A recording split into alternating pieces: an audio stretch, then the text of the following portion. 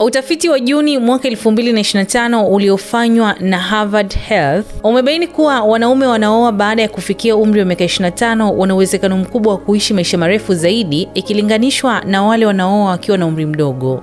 Watafiti wanasema sababu kuu ni ukomavu wa akili, utulivu wa kihisia na hali bora ya kifedha ambayo hujengwa kadri mtu anavyozeeka. Wanaume wanaooa wakiwa katika miaka ya mwisho ya 20 au mwanzoni mwa 30 huingia kwenye ndoa zenye afya na utulivu zaidi.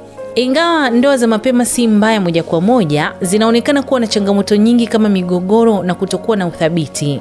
Utafiti huu unapendekeza kuwa kuchukua muda wa kujijenga binafsi kabla ya kufunga ndoa kunaweza kusaidia si tu kwenye mafanikio ya ndoa, bali pia kwenye maisha marefu.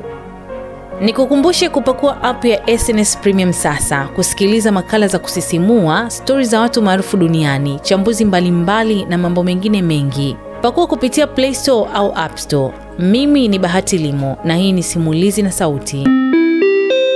Silent Ocean Air Cargo kutoka Marekani na Uturuki. Sasa mizigo yako inakufikia kwa uharaka, usalama na unafuu. Siku zote tunajali muda wako. Wasiliana nasi kwa namba 0746 813 813.